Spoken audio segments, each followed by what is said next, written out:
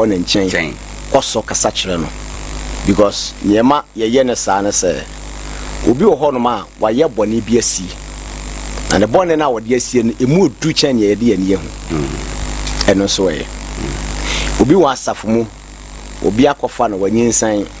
Ususa Safubi to nothing. Intinidi can say, Wakaku to a yin senegu. With dear Bonnie free actually by any simple chance senka. Your man a second chance, Janoma, oh, yeah, Nebi cry a day and no year, lesson be and answer food to be a manner and a brabo buano. In Tiana, your perceive many part the second chance. Now, ye win, na say, warm and niswa. Second chance, nunti, Yama, why first, Yaman a second chance, no acquire the third, Yaman a fourth chance. Paul said, I don't know Tian Cosantana, when in Moana, Debida. Oh, when ya. I don't know. Enti what the young so na yentu ni panofo yenka sanchire no nti wa ye de kan yakasa akire no wakoye de etoso mienu yakasa akire no wakoye de etoso miensa yemisa se nipa na oye bone tia no ho na oye tia no oye tia wono no ho na oye tia nyankopon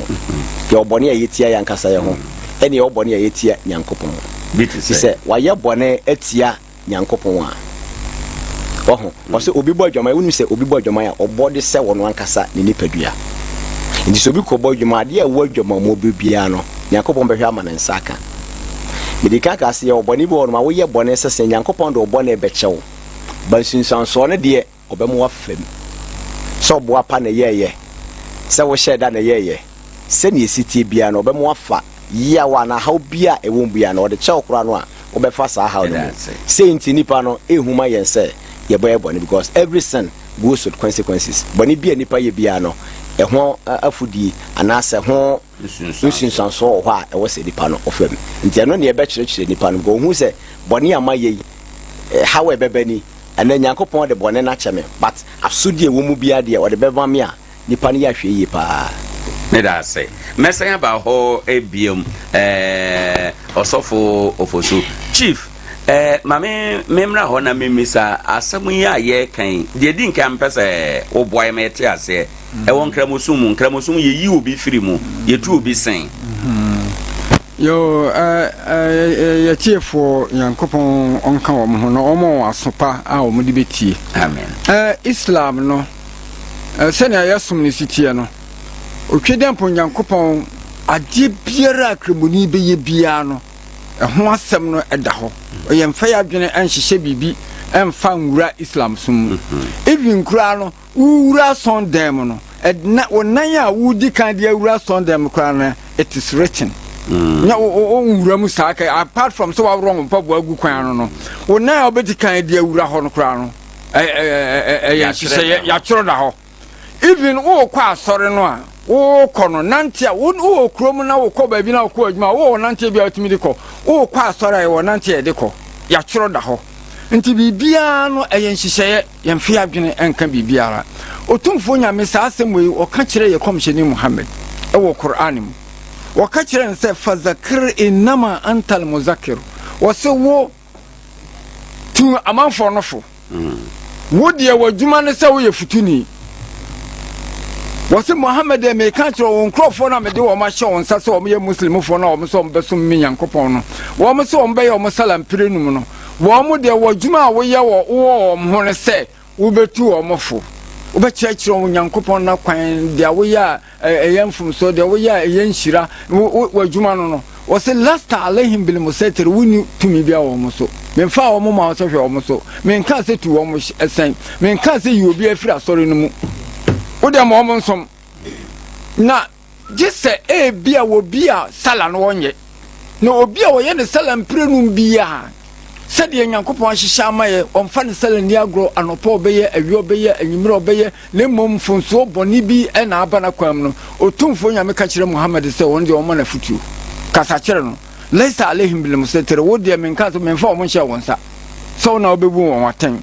wose illa man tawalla wa kafara na mom obi a nsama obeka kyerɛ ni nyina no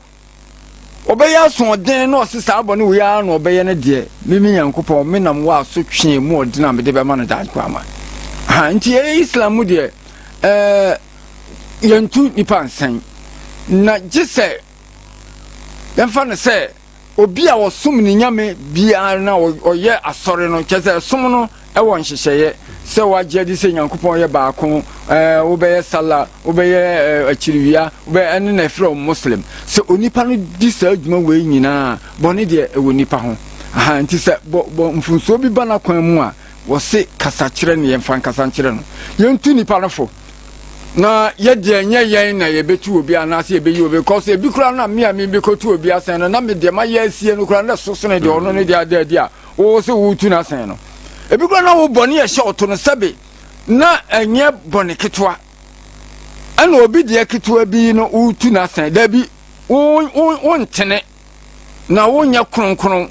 sɛ wobɛbu obi atɛn anaa wobɛyi obi atɛn sɛ wo daabi wonyɛ kronkron saa sɛ tie biara no mfunsuo bi wɔ ho a wo so saa mfunsuo no nka bi a ɛda adi a anaa yɛhwɛ a nka bi a wo so yɛbɛtu wasɛn nti wɔ se wo deɛ woyɛ futuni nti sɛ woyɛ sɔfo a woyɛ imam a wɔ se woyɛ futuni leisa alaihim bil musab min fa ɛdɔm no ɛma wo sɛ wona kontrol wɔ mo anaasɛ wona tu wɔ mo sɛn wona yi wɔ mo fɔ dabi wo deɛ kasakyerɛ mo bere biara nti na Friday bia odi ama sɛ ɛyɛ nhyɛde makramoni bia sɛ obɛkɔ duma efiada na ne akramoni yei egu nkramosom anim ase sɛ ya sɔre de bagya ba mu a yɛbɛgya nipa na mana na mu saa bagya bɛn na de ba ɛna mekyɛ sɛ ɔyɛ no som no pɛpɛɛpɛ som no mprenum no ɔyɛ no pɛpɛɛpɛ ɔyɛ no bibia pɛpɛɛpɛ ɔyɛ no kyiriwia pɛpɛɛpɛ a ɔyɛ muslim ɛne agyina tom ba bɔne deɛ sɛbe ɛbata nipa ho nti sɛ mfonsuo bi na wayɛ a kasakyerɛ ɛna yɛde kasakyerɛ no Islam no yɛlee foundation bi atoɔ sɛ obi betu wasan kra nyɛ obi le betu wasan wan kasa wan obeyi ho ha ya the mechanism bi agu akwam in such a way say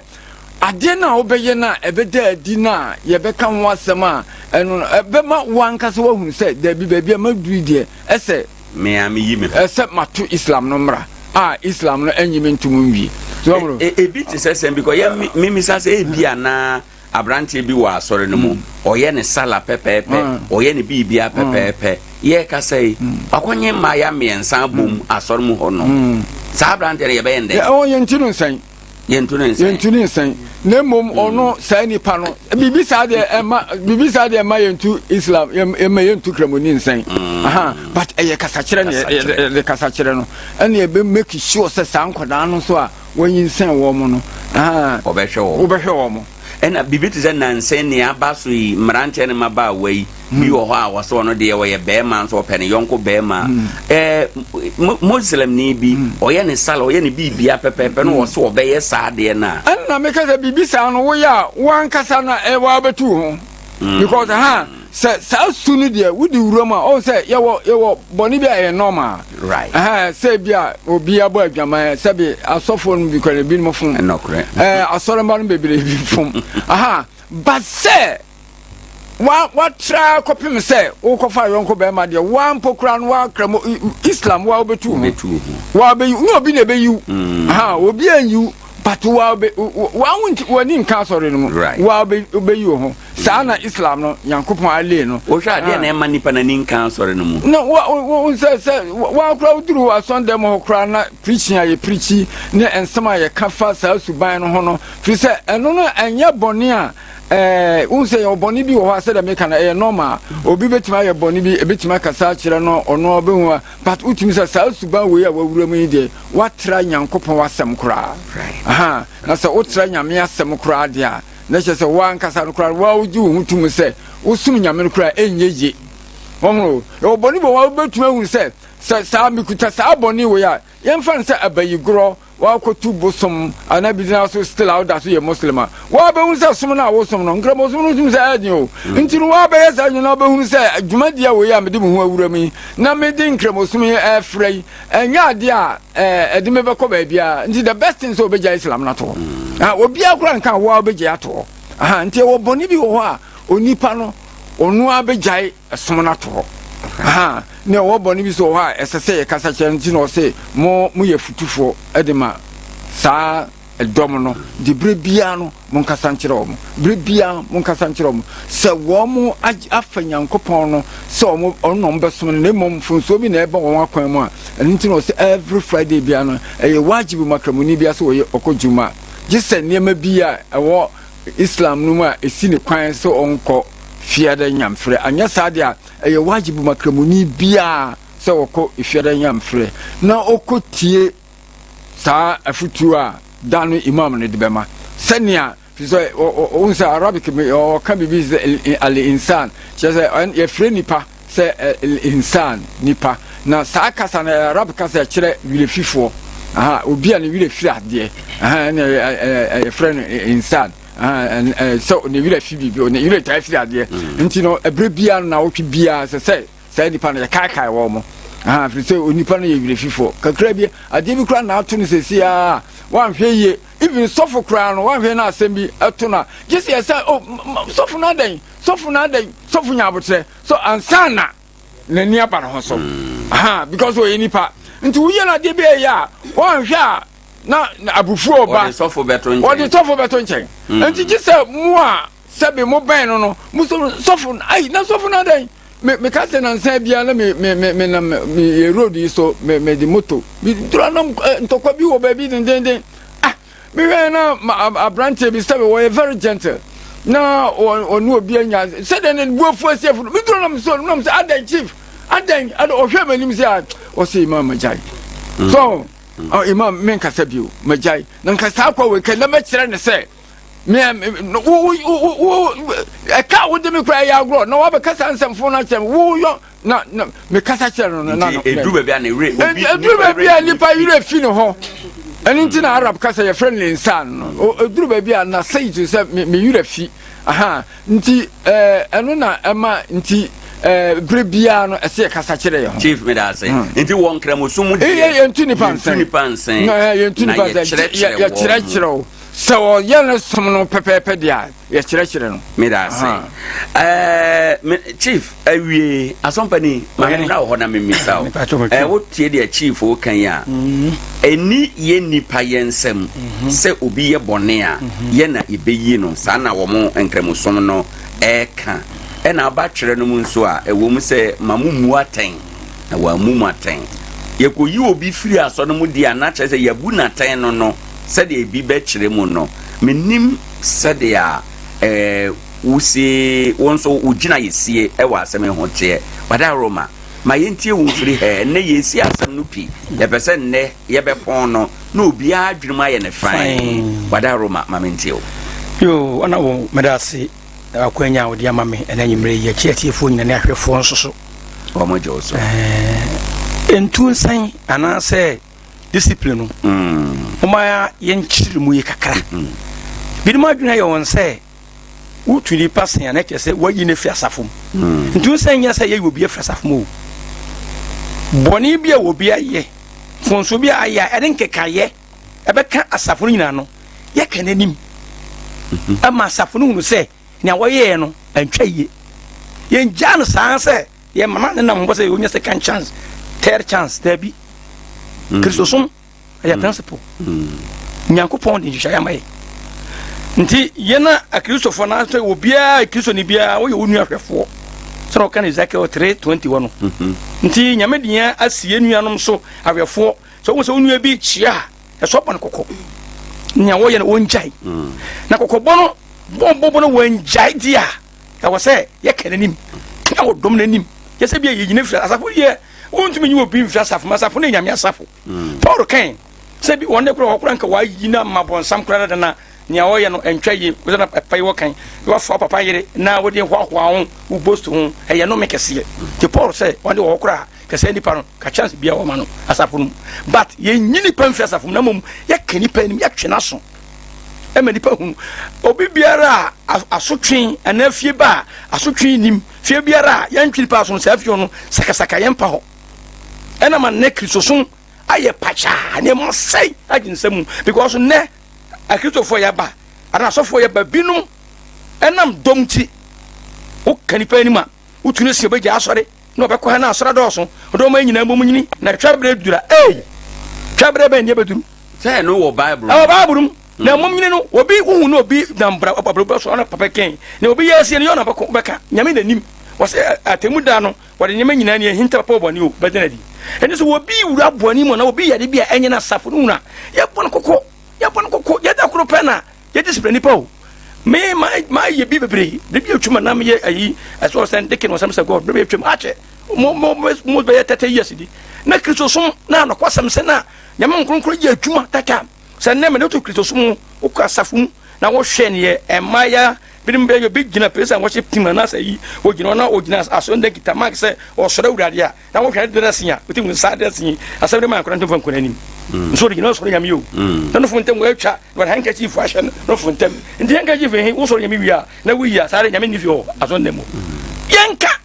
miri bi na ye wo discipline committee e wa safo no so obi ya di bia sa committee na frɛ no ye tunufo ya kasa kyerɛ no ye tunufo obi wo ho a utunufo mprempren sa ne wo ye no obejai ye se bia ye hu nipa na ya ma no se ya nyini pa mfira sab na mom ye twena so ma ne wo ye no afoforo aka wo no o mu disua ye hwɛ de bi wo Hebrews ya ken kan kra ho chapter 12 verse 6 ya kan 12:6 asotwen eye ba bibia asotwen ni bia sakasaka ba ho baby bia after ni bia ne man koye Hebrew 12:6 Hebrew chapter 12 verse number 6 for say na dia erade dono no na otwena so na ohwe oba bia oje no mento aso koso se muhunu asotwe mu amane tena mu a onyankopon ye mo se mma ohun oti o ni nyame doro no ena otwena so na asotwe betwe bia no ohunu asotwe mane hunu won se onipa bia mpa ni muka won se ohunu obi na mpo wo yare ena kwase wo yare ne so ati sister adwa eja wa fono de na guafu wa fono de o so bo we sister adwa wa ye fine anu me ma ye fine mo bia pedede won se wo pensam ede ndi asotwe enye de na so se nipa hunu ma ne pena so na wo tene mu a yakopon ye ne ba koso kakra mame na oba ben na owo ho a na gya ntwe na so oba ben woni akora to ne boni ase ten ho na me hwe o sa obi second chance na me ro tana ho me hwe o sa da bi kare yan kora no hwe sa wo ye boni malam di na sa wo papa ni ho o mame ni wo na pan ni bi wo ha o tin chon son sa tian e de wo twen mame e de papa na wo ba bo wen sa wo ba no woni ho wo ye wei ye wei nti ma abo no ma hwe no e ba sa eja kora sa tian obi em e de ka ho ti ba sa e masuro eba akura no na wo ma won chin so de nsuro ye den e ka wo ndi na so twen ne de wo na so twen kare yan kura e bia wo ye boni bia ya se de wo ye ntinne ye mo bia ni anyimire bia bodi bi sesia be ba ko be 7 8 komo te una te ho nia wo ye ntinne ye twe ho aso enje so wo bi ye boni wo asafo mu ye tufu kasa chiro na wo mpa ye tim bi wo be ski gina asafo na nim e ka to ye nua abranti we na nua ba we wa ye boni we ye tunufu a nia wo ye na wo ye ade ba ko ehun se bibi ko so asafo mu a ayesa asafo no mu hunu asafo ma no o mo ni tua bebere hu na so mpa mfa na wo hunu to bi tia mana so a na mo tunufu a wo sache na adwena aso wia ba na nia wo ye na wo de sa asafo no dia e wo se ye ma nipa nyina ate ne ade wo ye nti bia ye hwe no me fa se bia na atwemi na ma atwemi nsa ana aboso mi nsa ye nna no a ye de to so ye biribi o na mom wadwen sa kyera na ye hwe ne nyina me bompa ye tufu ye ntuni pansa at once ye ne kasa kyera no etunufu e kanyame asem kyera no ansa na nipa no ye nafa sa kwan no so ti ba sa nyeto nipa so masi ye de wo ye bia na abonu say nipa gina ho a ye kan sa no ama me so masuro se ne me ye no se me gyan anya sa animuka ye kan nipa so ne be kan bi ye se bia ye yu fira asafo no mu se de ye nyu firim ndi asotwen de wo fa Yesu Kristo kura mema fa nkwa ti first wo o demonstrate asotwen Yesu Kristo kan ni mu e wo he fa yanko so what saying Mark chapter 11 verse 15 Marko eti duba ko chemu junum wo ye hwase bi Mark okay Marko asempa no eti duba ko chemu edu enum no eho sei na watwere ose na oduru Jerusalem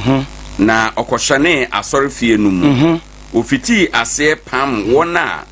woton ne wona woto ade asorefie ho na obutu sikasesafo apono ne wona woton mronoma nkonwa na wama kwan ama obia ansoa ade amfa asɔre fie hɔ na ɔkyerɛkyerɛ se wɔn sɛ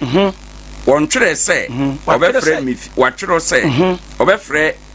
me fie asɔre fie ama amanaman nyinaa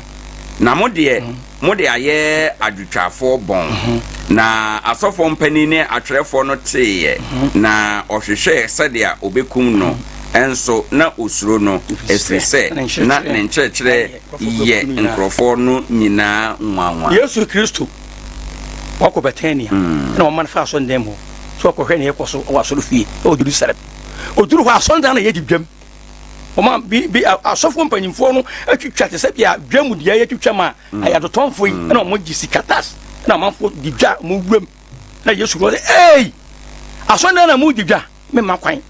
Yesu wɔ demonstrate wɔ twea ba wura asɔndɛm wɔ ɛpam saafoɔ nyinaa di firi hɔ sɛne yɛbɛyɛ a nyame asɔndan ɛbɛtuma adwuma sɛ yɛyɛ kɔ Solomon si asɔndan wie no bɔ mpaeɛ sɛ nipa bi obɛwura bia no awurade ma na adom yɛ kɛse ɔyɛ hɔho wɔyɛ kurubɔ awurade nkye no ɛna mo de adwatwafoɔ bɔn ɛna ho na mo di dwa never wɔtwea ba keka nkondwa ne nyina yɛ anyema a ɛkyerɛ sɛ yɛma kwa ma de bɔne ɛnta Nyankopɔn fie Yesu yɛ demonstrate adɛnti obi yɛ mfonso a yɛma ne hu sɛ ne wɔyɛ ne nyɛ na ɛbɛtena ase sɛ yɛhwɛ ne sɛ wasakra bɛyɛ sɛ ɛyɛ bate wɔ sɛ yɛde ne fa discipline mu because ɛna ma ne yutu no bebree yɛsɛe ɛgu asɔndɛm yɛ ne yɛpɛ because obi have quantity ɔmpɛ quality ɛna so mewɔ asɛm mɛwoma bɛ sɛ yɛdɔn so sɛ Bible sɛ yɛnhyɛ no ɔpono teatea no Yesu Kristo no tu yɛmfo pono teatea no wokɔma akyi hɔ kɛn yɛnhyɛ no mu na pono kakraka no ne kwan ɛso no deɛ ɛdeɛ nkɔsɛ yɛ mu asɔmpɛne wotie deɛ chief ɛka koran no mu a ɔse tumi a nyame de ama asɔfoɔ no mu akandifoɔ no sɛ mobɛkyerɛkyerɛ asafo ma no nti sɛ obi te asɔre no mu na ɔda so yɛ bɔne a anaa ɔda so di mfonso a na mo akyerɛkyerɛfoɔ no madwuma wie pɛyɛ sɛ ɛne meka sɛ wohunu na woantunufo ankyerɛkyerɛ no amma ne ɛwɔ no wɔngyan na sɛ wɔma ɛdɛn wɔmma animka bi a mayɛ yɛadwuma no ɛwie pɛyɛ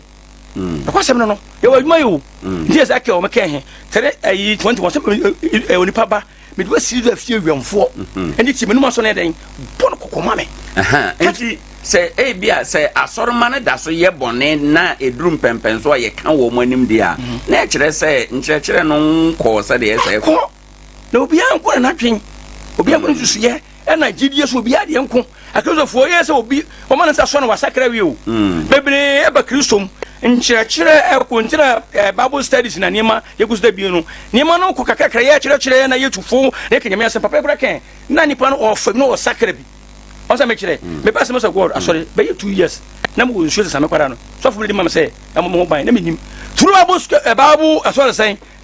Sunday school ɛna sɔfo no ka sɛ bradu gyamfi meyɛ mfiri da wo kuma ase na meyɛ Sunday school akora mati hɔ sɛ obi wɔ hɔ koraa na wagye bambo bi na yɛkɔ sabra na yɛkɔ asɔre wɔ Emosifa ne drugstore na wɔyɛ school dan preparatory wɔna yɛyɛ asɔndɛm no ebia na wɔde ade bi abɔ no ho ba nsuo bi na saa adeɛ nyɛ medu ya mete nsuo yi ɔsɔfoɔ no sɛ de ma me o sɔfoɔ no ma me ɛna mete nsuo na metotwene yɛ nti yɛba Kristo mu a yɛda na adwensakyera yɛde yɛwie nkwagyeɛ da na yɛgu so yɛkɔ mpɛndodo a yɛkɔ ba nyina nneɛma nketenkete bi na Nyankopɔn nam sɛ ɔyi ɔtɛn na woyɛ wo firim kakra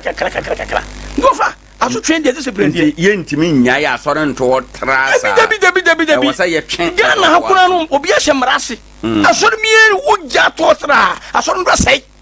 asɔre bɛporɔ wiɛbɛyɛ ne awɔpɛ ɛna ma na asɔre ne mankɔ na youth wɔ mu no bebree meka asɔre wɔ bebree ɔmo mu mpanyimfoɔ wɔ hɔ ɔmo mu ade ne mesɛ na mehuna de bi pulpit nyame pulpit yɛgyina so preachi nyame adwuma no wɔbɛkɔ na asɔfoɔ gu fam na instrumentalist bɛgu so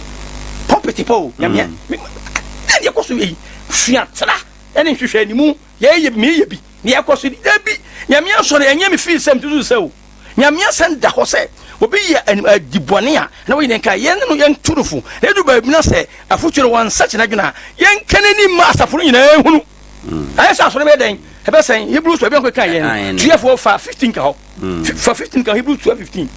asa asɔre no bɛ sɛn ɛyɛ ntiɛ ni mu kan deɛ papa nti wo ka say agya bia wo fie no so wan twa ba so a akwara no be den obesai. Hebrews chapter 12 verse number 15. 15 no say na monhwe ye na obi amfiri Nyankopɔn adon ho anka achi na wanye te se nhini nyonyono bi amfiri anye ohaw bia amfiri me ya haw bia e wasafo nto aso na kai na ide wamfa nkekaye ameka nipa bebre o sa dentie wan tufu a nya wo we no me besua aka asafo no na me bo adwuma no sofo hu hwe nti Nyankopɔn kan se me gire ndi zo ye ka na omuntia o kan tie ye tun sen Prense yembra akumasi woni nipa akumasi twempra safo no ya tunufu wompene ya sia so no ya empene saade no so nyame asafo entintum enti ya kananim obo se wo ba farese po wo nya sa bo bitu wo tibia anya saade obi ade no ho baji ya no baji so ko ni waju ni aso no so no baji enti ya se kanimu wetu sen aso bani ya da se bebe me da se fear not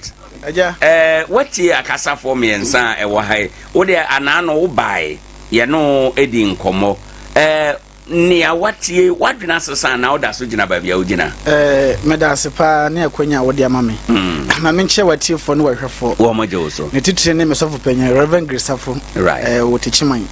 sofo yima ne Pastor Rich ene overcomers fo nyina erade so ndwen ka obi bia me de medase gina ba ba me gina enne wachina kopem se Kristo be den ebeba eni kwanse ana nyame mfa sa tum ne nyeden e ma osofo bia se yeden ye sa den yeden e wa asore de tere se asore no ye fantita na ye personal job. Church is deeper than that. Na dem pese tiefo na hwefo nyina na asofo nyina ye te ase na ne se Kristo baaye no sana ofa so ne asuafo nante ye last 3 weeks na so bringing back who can say data na Kristo no nia asori no nia so data but no was for den edinachi we can Luke chapter 10 verse 1 when Jesus first for adosom mienu osom mienu mamokoe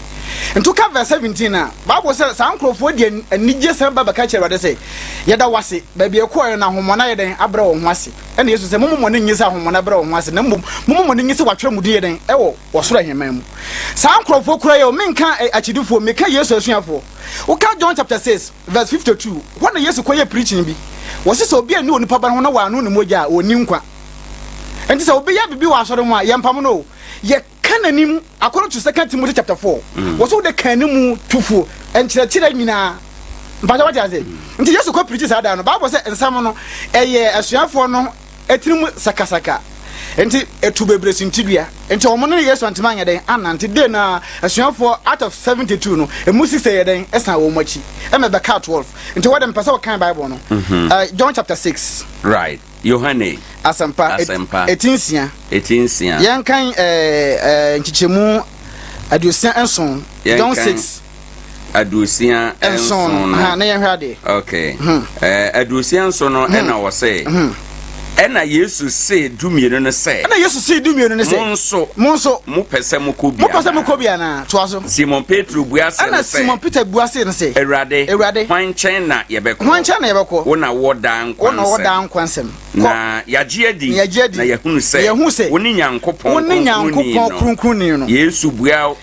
won say ena Yesu bua won say enyame na mayimu dumienu yi na mumu ba kon ye obonsam hallelujah amen enti sofo fosu kan o kan Yesu kro no nya kro no pere na oyo Judas rider na onya kromfo nko na wo say den bonsam ka ho eso Yesu ampam no onya bugekire na wo mu nyina ye den ennanteye kopim John chapter 17 Bible say Yesu bompaye ma no obompai me na chidifo na asuafo na owie na wo say Awurade wo de me ba wi aso no wo na wo de wo hye me nsa na ma hwe obia so obia ho anya den amasam je oyere ba no enti de oba yira de enya wo na oba pam na mana yira wo wono Timothy se de akola kosku a onima de na oti classroom nyeti keri na pam no wono atima one day wono oba den ebeko enti Proverbs 28 verse 1 wo so obo no fo dwa na abra obi nya den empam no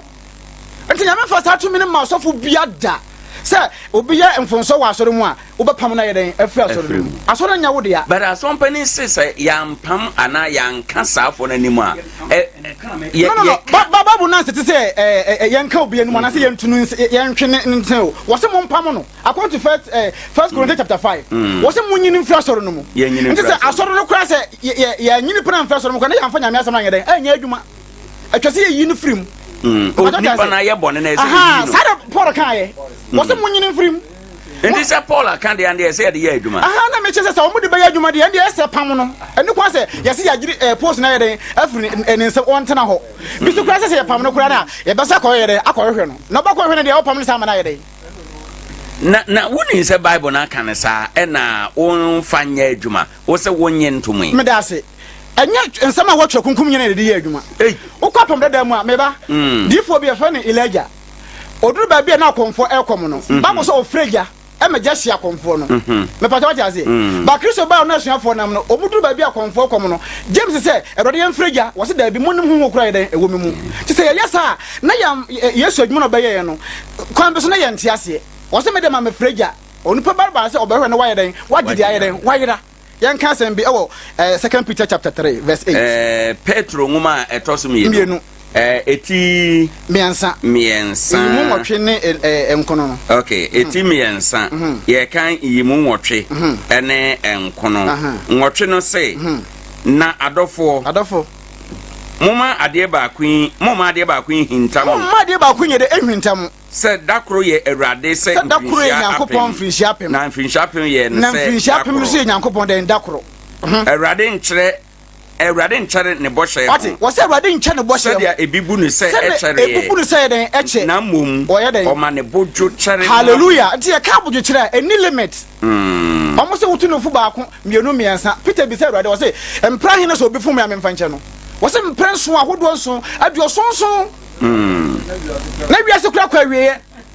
wo se wotu no fu baako wantie miensa wantie enum wantie ntino wapam na ye den afra so mu unni kwa sa wo ya asompani se ye mpam no ana me se ya twe na so no ni Bible mu ho sa wo se mu mpam no ana ti me de me se me mpam no me ne batra so no mu na me de Awurade asema ye den a kyerɛ se de wo ye wanya den wanya de so obaji Kristo didi a eni kwa se sa su no sakasaka na ye den e ba Nyankopɔn ye den aso no mu ndi se sa so de na wo so wa ni kyerɛ no so kyerɛ ne se ye mpam no de se ye ana ti me ko to Elijah de no Elijah freja me hya konfo ba ye tam ye freja me hya konfo nya asem bia wo ba Dabi ene so obi abetima ye ne ope no ene so nkyerɛ sa wo se adom ntie ntene bɔne mu wo se dabi na Kristo na yagina ye no se wo gina hene me gina se obi ye bibi wa asɔre mo se nya ye nya abodwokyere right na me ka sa abodwokyere no any limit right ese kyerɛ na kopom da Kristo bɛyɛ den obɛba na dɔmɔ Nyankopɔn de amaye no yeso ya present o mu da Nyankopɔn se Awurade overcomers nkranse branch a wo de share mensa no dɔmɔ wo de maame no ma hwɛ obi aso gide waye na dwo obɛyɛ den obɛyera nte me kira se akora ko school woni mu ade no yampam no wɔno one day obɛyɛ den obɛkɔ wo kan na ebinum kotu Genesis chapter 3 say nyame pam Adam ansa na nyame be pam ko no mo ankasa yɛ pam mo dada Bible say o mo te nyame nkasa wo be no mo yɛ den o mo dwane nti sɛ obi yɛ bɔne wɔ asɔre mu a yampam no ese nya abodwokyere yanka quotation me no bi yanka Ephesians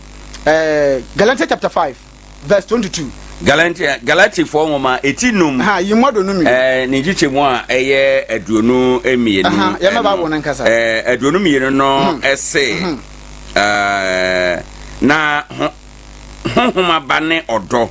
anigye asomdwe abodwokyere ayamye mmogina ho a me pa abodwokyere no po na me pe nti se ye gye ho tum se nyame na afrɛ yɛn ɛna ne honhom na aba yɛn so dia ɛnde wɔ sɛ honhom aba yɛ den abodwokyere adan sɛ Kristo na ɔde ni pa bɛkɔ na hema mu ɔbɛbu ne wiase nyinaa ten no ɔno kɔ wɔ abodwokyere wo sɔfo na wɔkokɔ hawo obi yɛ bɔna wɔ se mapam no ɛna ɔbɛpam mu nyinaa na aka ɔno yere no ma ne mu te asɔre no mu o pa to te ase nye sa da Kristo ba ɔbɛyɛ den ɔbɛyɛ yɛ ne sɛ yɛbɛka animu yɛbɛtufo yɛbɛyɛ den yɛbɛkyerɛkyerɛ na adwuma wura na ɔne Kristo na wɔde yɛ ato adwuma na no me ma hwɛfo na tiefo nyina tie asɛm yi adwuma wura na wafa wo security man na woda adwuma na no ajapade ne hia adwuma wura de kyerɛ wo security no ade kyena oban se yakun na ajapade na wo na ne gi kyɛn sɛ ajapade na bɛyɛ den ɛbɛyera na wo security man wo yɛ den wo ne nam ho mpata wote ase nti Luke chapter 15 waso go de bonyani baako a wasa kyerɛ no ɔsoro abɔfo mpempema ne yɛ den ɛnegye saa de bonyani so so yɛ mpam no na wɔnyɛ den ɔnkɔ tetemere mu na Elijah mu yɛ saa no Kristo bɛwu yɛ no Bible sɛ nsampa ɔbɛka no mfie miɛnsa no ɔkɔbɔ ntɔfa 3 days yɛ de ɛwɔ asamado ba yɛ pɛn so Kristo ɔmɛwu nkɔ asamado ɛnkɔ preach bio nti pam nipa no mo firi asɔre mu ɛna wanyɛ ni na owu yɛ a ɔboa na nsa waha nipa no minimame bi a ɔse ne ba so ɔde ne ba yɛ bɔne nti ɔbɛtea no fa se kan and no one knows how to fear me. This can be there. I cried in the Pierre Bonte, motor be a pow.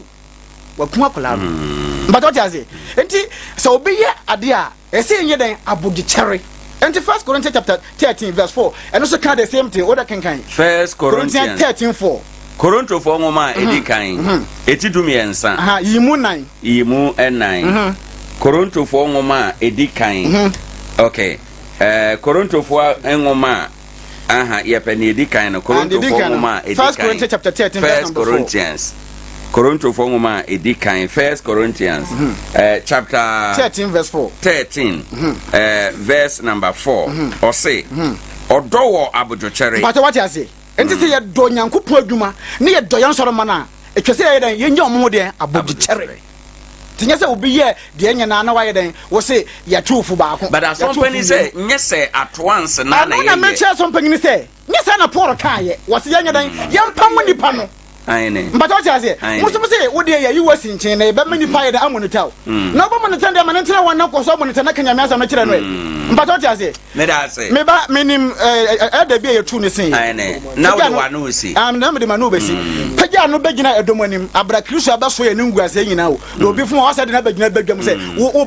beguna nim ase but what you say ye tu ne sen ye the follow week na da na ye den wa ba sorry what ya chere wodi ye fese wasa chere na adwen edu adanse diefo na won beje mic o ma na no so se se motum ase ambeda mo ase na mo me kola se ne title metwa me yere meje o se no bia buafo yere e wasam dem mo title no offering there wo de manya me na ni pedu de hwan dia kan Bible quotation last one afi me fama no si Romans chapter 14 verse 7 Roman for ngoma eti do 9 yimu enso ni sika ne title de wo de manya me ni pedu ya hwe de ni pedu na ye na ye mu bia ente ase ma ne ba awurade asoro mu de ye obi bia ente ase ma no ho na obi anwu ma ne ho na se ye te ase ma awurade se ye wunsu na se ye wunsu a ye wuma awurade ye wuma hwan ye awurade ente se ye te ase o se ye be wo ye awurade ye Kristo dia ante Korinto fo ngoma na metin atem se besa ba bi o me da ase bebre ugidie ni san dwumade na anwumere wani guso a wo hwe ha ye Sompa TV abusuafo efie ha ye hye ne nyina ne se enne enkomoi ye si ni pi ama ye hunu se obi yamfomso wa asafo mu a ewo se ye ka nanim ana se ewo se ye yino efiri asafo de ye ka ne se ye tu obi asen ye tu sen a ekere sen de ne de na wuntumi nye wa asore mu ho de ne de na ubetumi aye ne nyina ye nkomo a yabo eho ababedru sabre mamenkai wo se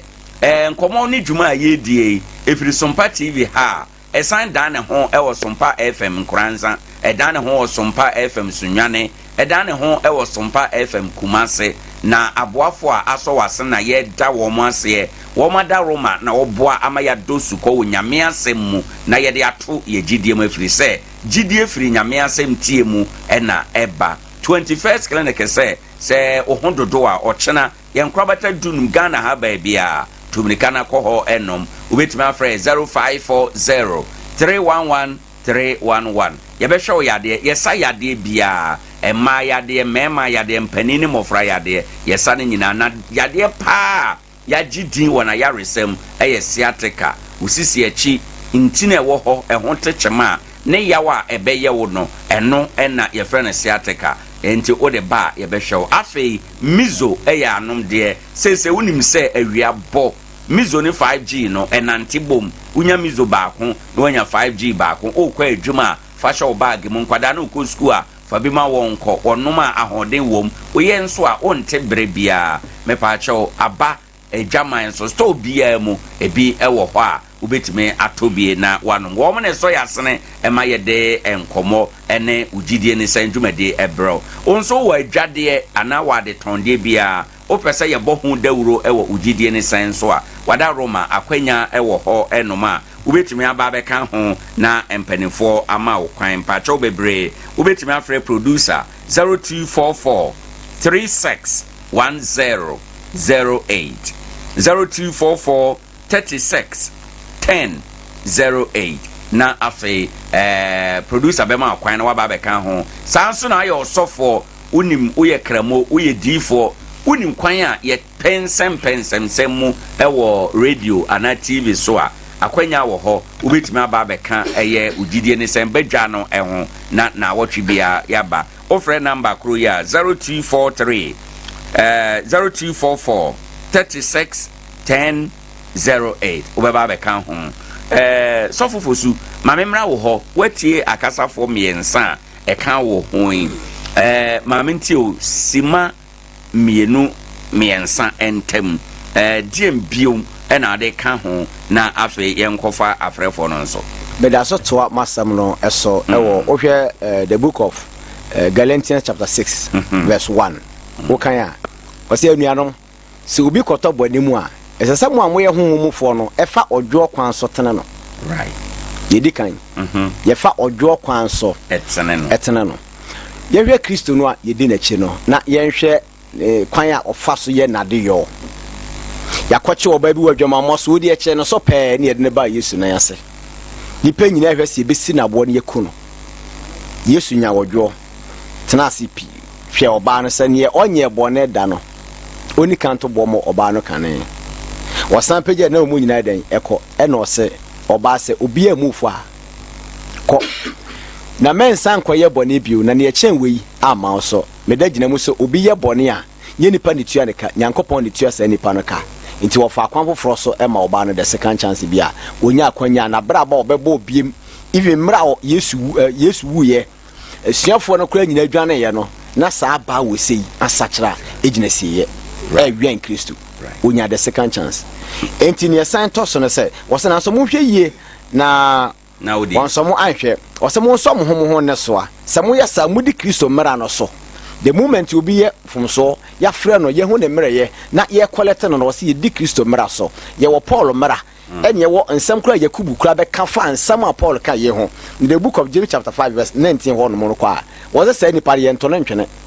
ye nsan fa nya de ben emeka asafo no ho na ye ntenetene no medase asompani wada Roma dia ode esi ne pi ama yakotew sima ba ko mienu na yenye enkrato ye ba ye fa frefo no nso adwenkyere ona mo me gina ba mi gina se ba bia discipline ni no na ho ye pasa sakasaka empa ho abari mo efio ba bia on Hebrews e ken kan ho chapter 12 verse 6 go you know on say man fa wansi se brinti ye to aso a ka me panti bomu se ne me ka no awom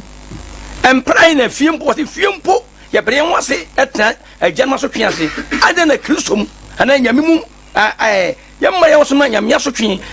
ye njintum ena ma ye nkwaje anti Kristo ne o ye ready se o pa bia ko eduru ba bi na mfonso bara ye ka woni ba wo so na hu se ne wo ye nye na ye twa so na o ja so twentuma nkwaje ye wo dia aso twi ne Bible ka o se ndo ye twa ye se how bi da so enye dem ni ka se obi yara na ka ha enye de ba hu na ma ne tene mu a wadi nkwan ebre wora nti abutafo ye discipline ma ne ni ma nyina agin sem obi ye mfonso ye ya ye njaare no asotwe wo me nka se bia ye nyini firim bi kura ho amere bi atwam etimle mu no na asotwe kura ho a mu penti ay intusenfo bench na bench bo wiase bi a black na o me na esi akire ni obi atu na se no enye kama ke to bi si anye bon sama asafo na mmom nya wo ye ti ezake o kan wo se one boy o ten ni kokwa obi ni boni na me nya me kunu na so ni moja ade wo nsam ana me sam me da say ke butafo me gina se asotwe ye mani pipija asafo minia wada Roma menti o taw na em say ana na yenua sofu o ka say asafo ana sa asore no so sene se wan ka se wadwuma aha ye asore panyin ki kan de ono ayesa o esa wo ka wiase mu asem da bi geso wo kama me wo de na wo kan esa wo ka wiase yo ye wo wiase mra ye wa adwene emra ela wo nyankopon asem okay ti se wo de me ba ye mfanto se wantia me ba de nyankopon de na ma me se me ntete no asafo ye mfa me man se me ntete wo mo asorma no me nkyerɛkyerɛ wɔn me ye ɔkyerɛkyerɛfo me ye futufo ade ma wo mo me na me tete wo mo aha me kyerɛkyerɛ wo mo wo kyerɛ nipa ne de na sɛ ɔdane ne ho fa kwan fofo ana nyankopon na makine clear tie ana me ka sɛ Quran ne de ye de nyankopon asɛm bia wo bɛka kyerɛ no bia o makine clear wo dane wo ho ba bia enyeye wono wo se wo fazakir wo ye futuni right enti wo una tu wo mfo wase akire mu se nya wo na wo betu obi ana se wo be hye wo be yi obi bone se wo se nti matuna sen ana se maye ni sei na wom na mom kasa kire wom na se wo kasa kire wom na se wom so wom ntia mimi nyame na me wo ahwehwe de ma me da say nti wo de ahode wo makiri clear nti wo ntimi mfa bibi nkɔhye se kintina se wa nkasa nkire wom a asɔre be basa wo nyame nim sene wo nti Islam mu de eni hosa me da se bebre fear not mamenti o wa me na yenye nkrato e okay onza okọ 1 Corinthians chapter 12 verse number 12 Kristo de asɔre gina o mani pedua do se ni pedua ye ba ko na wa kwa bebre no nti e be to da na se nsaka se nka ni pedua ho obi se ni pedua ye completed enye completed nti se na ye fa na se o mo na ya dobonyafo nti ye pam o mo no wo pam no a asɔre na ye den atosini etwa se ye no mo ye etena ana de ye ma hikura ye se obi kobo adwaman na wonyensan de yetu nesen last week bi sa me papa sofo bonse papa me chia ba bia obi a wo kan sa nya adwaman pe na boni bia atoro enso so asofo nyina nka na kora se ho na adi atoro wa asoro mo yetu nesen da and Galatians chapter 5 verse 19 1 Corinthians 6:9 Revelation 21 verse 8 and some I can no we are so nya se close no obi and deserve so tere nya asoro mu me da say abizafo mayanya nkrato ye ba ye be ba won so ho na ya beje wo frɛ.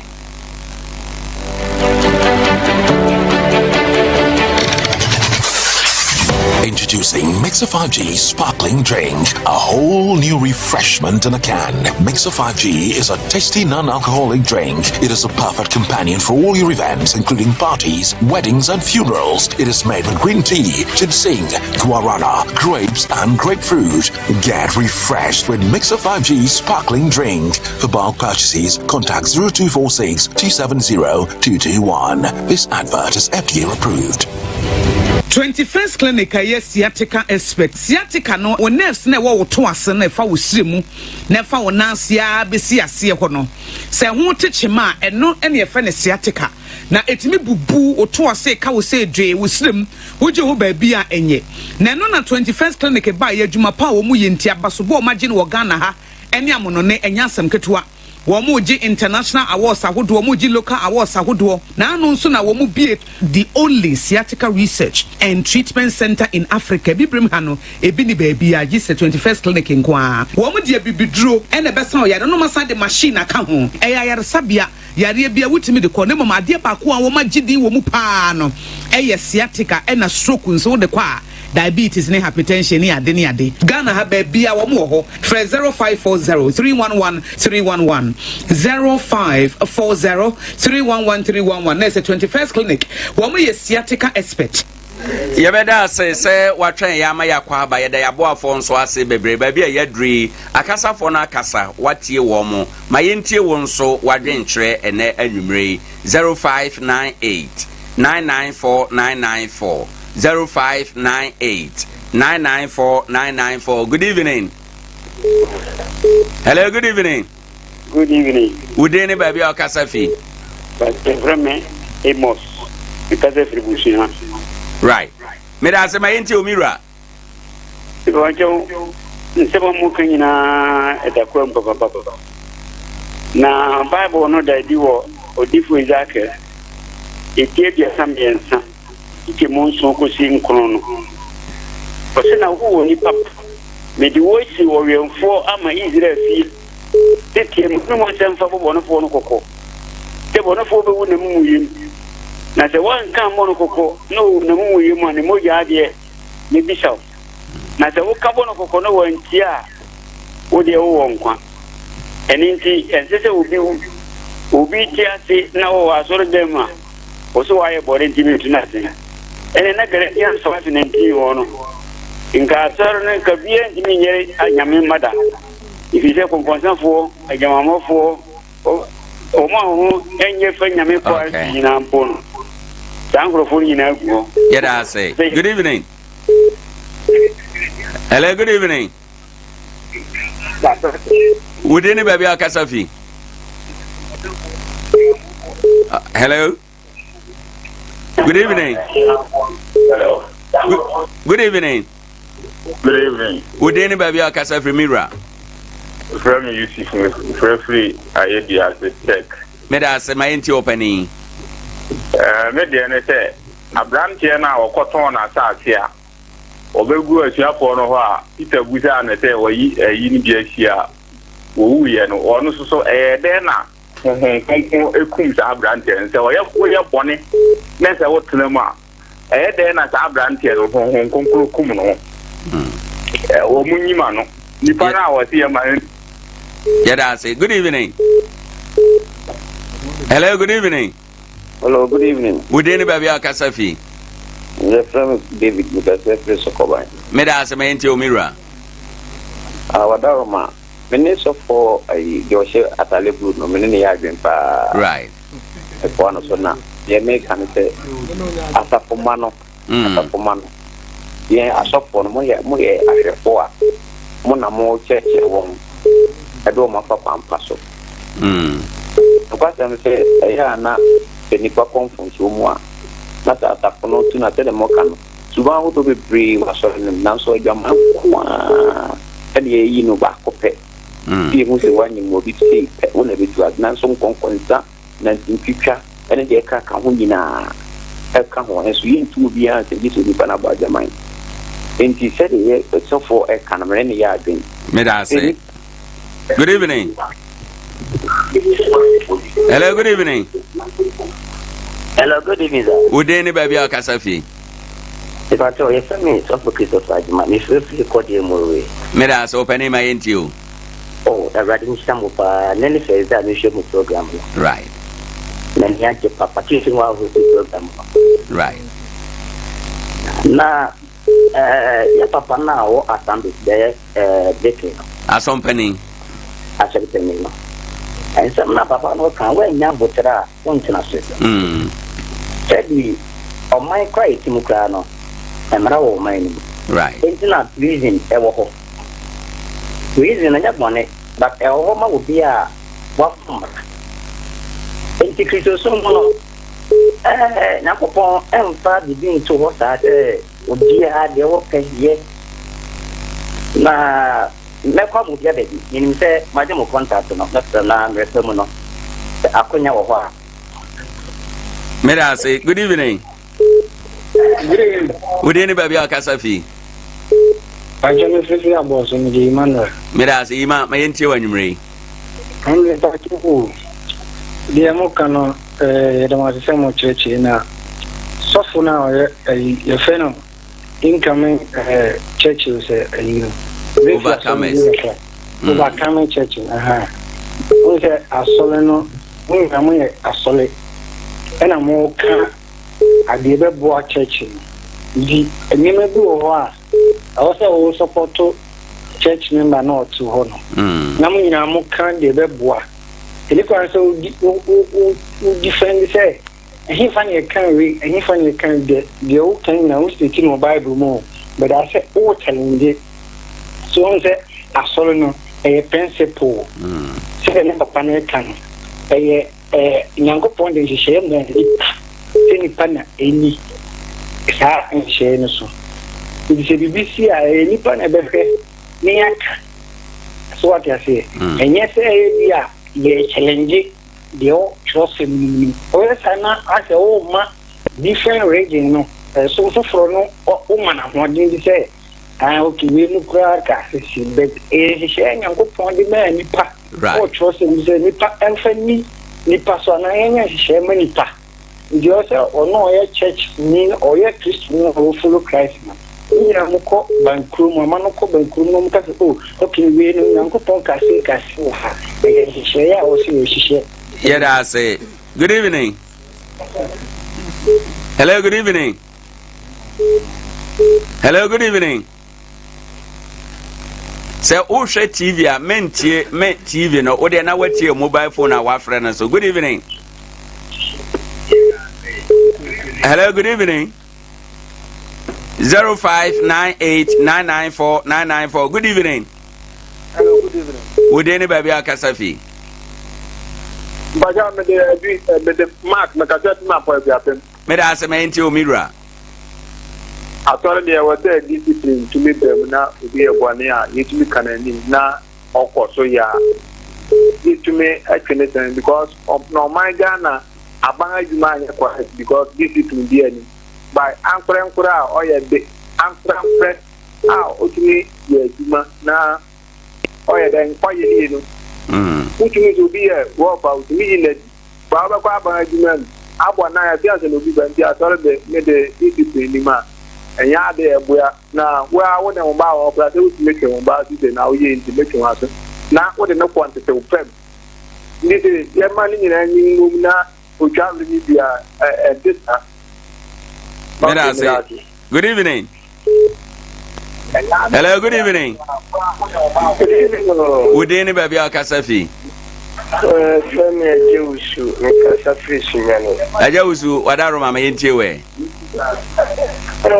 Mon church, no, a yepa. Na baby, a chema Juneka Crane say. Bible can say, when you will be free in Nipa Aten. Na 10 years, we did good, you know, and many people. Can it be say? Senka yen church, na yen tufo. Sabaya nipa beti ya sacred free na kwa mwane hono. Anka no momu eye nsusuye pa edebua ye chense. Ye beta wa kase obi aye boni atise. Enti ye tuna sen efri asafo no mu.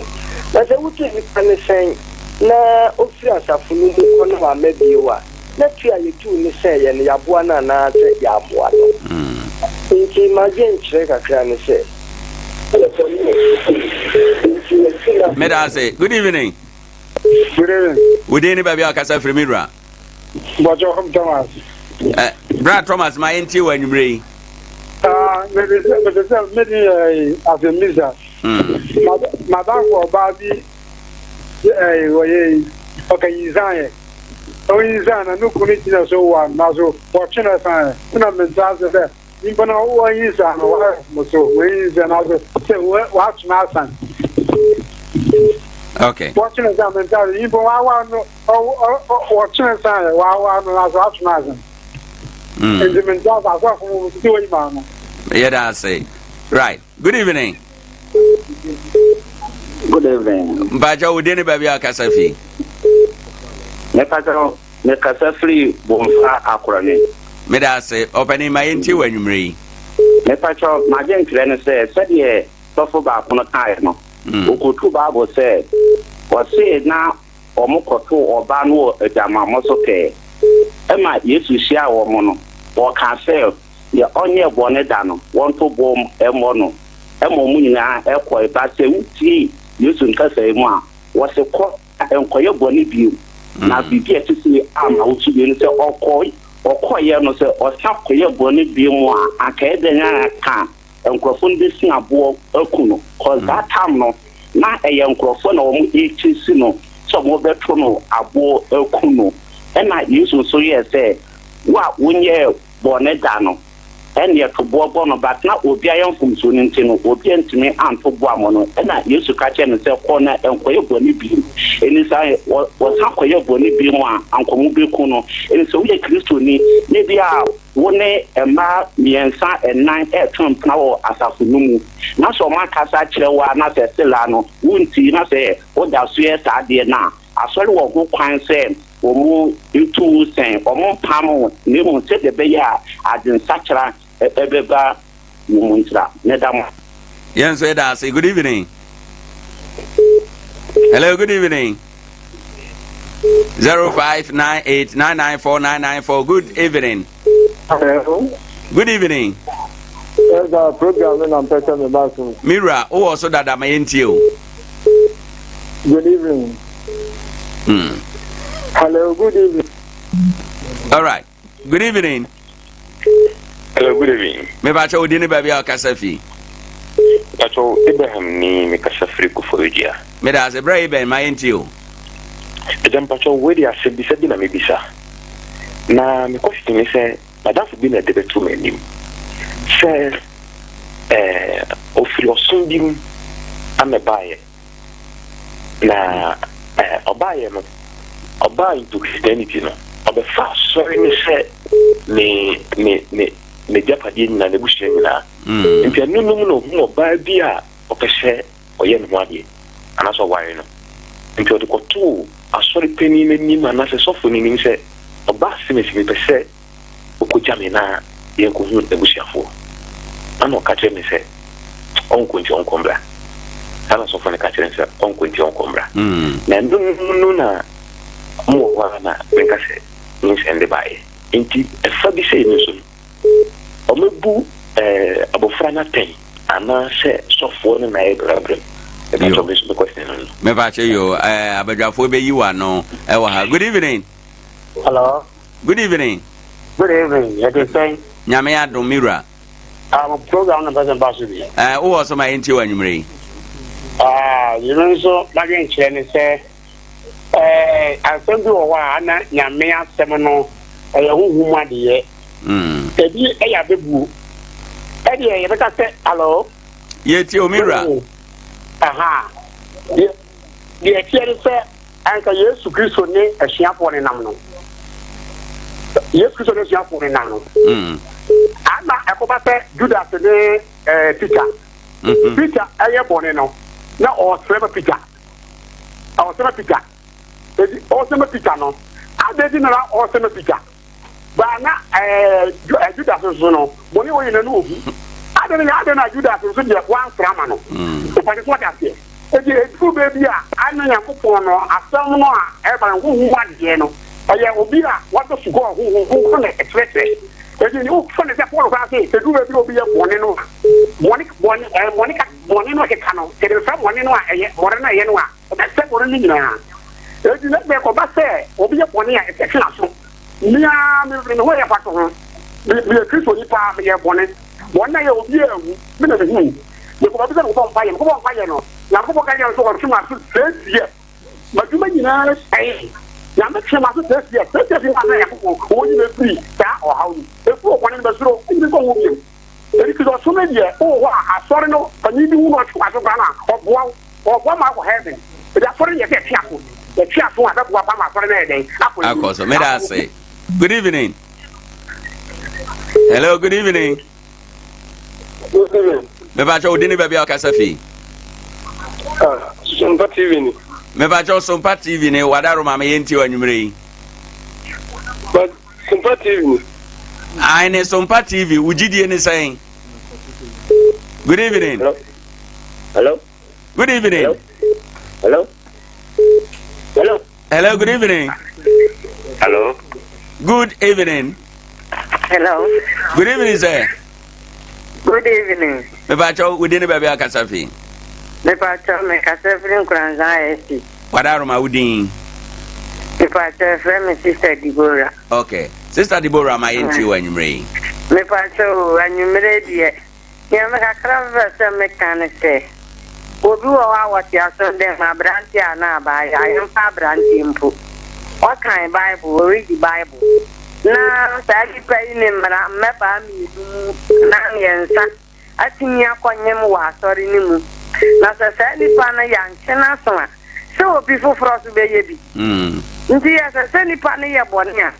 asɔre mpanyimfoɔ ne asɔre no nyinaa gyina hɔ twe no aso kyerɛ sɛ sɛneɛ ɛbɛyɛ a kyena foforɔ so nsa nkɔyɛ bi na wɔmfa nimguaseɛ nyɛ den ɛmma na sɛ wokɔnyem wanyim wei na wote asɔre dɛm wosan kan Bible sɛmpa sɛ obi ani so wo saa asɔre wugu n'anim ase nti mimi deɛ megyidie ni sɛ ɛsɛ sɛ me support asɔmpanyini ɛsɛ sɛ saa nipa a yɛtwɛ ne sɛ meyɛ ka n'anim. Bye. Good evening. Hello, good evening. Good evening. mebakyɛ wo de ne baabi a ɔkasa fii Yɛfrɛ mo ɔsɔfo nkum mekasa firi Kumase. meda sɛ ɔsɔfo yi nkuma yɛntie o buakwa DKC wana mkasa free na baba mam yetie mo yeso de so free mo nchen pa awu ga say the Bible e ka no Romans chapter 5 verse 1 o say enti adum ni tie nko so nebone e bi da na so am pesa me tax mo anasi ye kan program nti say so fi bi ni mo bi di bone na o free entem na o nya body chere no be pam ni pa no o kisa chere ni pa no e chere ni pa no but so da what you want ma say what you so no so ni say bi ya se fo kura o mele kristo sum ni nimra e ti eba sire obi biara wo kristo ni a wo so pese wo ko heaven ana se wo pese wo tu chienya me no wo ya so tue wo so ntenim yo so wo di ni so be kenim tu fu ya tan ya se wa ya onya ko me bu se ni pa ni mo dan so ti wo e di so fu di e se se wo chia so ana se wo yi atan ana wo keni keni enya bone ya ko pon shamo yo come amen yemfa di obetwa to na afi yen Sambra studio wa good evening ya from the data me na ka se me na mi chapo my enti o mirror amasan famo arfanu question so omo so da ni fo na to for ana ya ka bia na sound do na bi kula bia wo bia no ye bi to prawo ave mu ha na ye boni o to bo mo ban e sa boni ni kanu ifa wa e boni amana de jita so bu aso bu ni kwa ku tira sana na se so wo ye boni kwa na hu se na ya fi dia wo ti wa nga ta e se se yes wa yo comment ya ti on chama se da yes we da se bebre abusa for ye bre nti ye mfa ofre dwumade no nsi ene ye da mo amodi kan afre no ase papa ewo ha eno asompani wadaroma sima ba akwen fa wie bone to fa na ye nsore bebre me gina se asotwe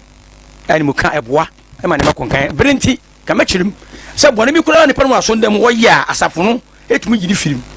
so obi ekotu boso ba tran so ndem na ye se won tene me man second chance no ba boso no ye be yiwo fi asafo no bone achiwade ye be abema wo ye game na ti asori mu ye tufu wo jiwa wo sampa me ma beto na ye rewo ye be yiwo fi asori ndi bone bi wo hokra etumi di bone no etumi gina so yi ipa ko fi asafo no kra wo so nye pata bone no ye achiwade a ebo man ye ma kwamfa asafo no me da say so fofosu ma ye nti wasome de awie ye na ye mpon James chapter 5 wose menuanu se mu bi dwane fi na kora no ho na ofoforo de ne ba bie wa mon kan se de odana odebonye fofiri na kwammo no ho no eje ne nkwa firi uwo mu na ode ne bone dodo no nyina eche no edi se obi ye mfomso na ye nya kwan tenetene sa nipa no a ye problem se ye enwahwefo a ye hwe nwan ya wose ye nya berema nwan no ye kyerɛkyerɛ won ye tu wonfo ye kasa kyerɛ won obi ye bone bi na ede ne kɔ uwo mu a ye tene sa nipa no twe ne ben na yede ne kɔ nwankuo no mu to wose obi a wogye sa nipa no efiri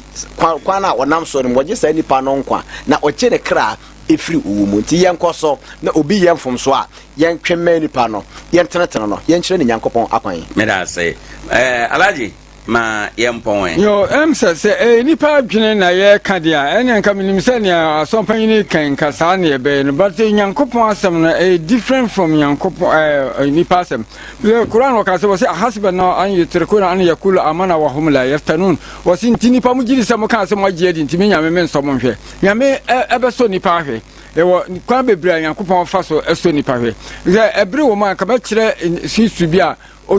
give nyankopon nipa bi pra okum nipa nanso akire no o kire mu ma ne ba se o yesa no na eye nyankopon na hye na ma na yesa but na nipa nim nti nema bi wo nipa be ya wondie nipa mu de wo be so waye boni abro so nanso na bia ne nyankopon de ni tu anamo bi minu bi o kan wo se ebre bi o ye boni bi nyankopon atwena so mfie nsia o so nye nipa na twena so nyamena na twena so aha nye nipa nye sofo na twena so 6 years na nkobeti ase on say fear not aja my empon Matthew 13:24 wose na obu won be foforo say wosoro hene te say onipa bi okogu aba pa awafum na anadwo okodae no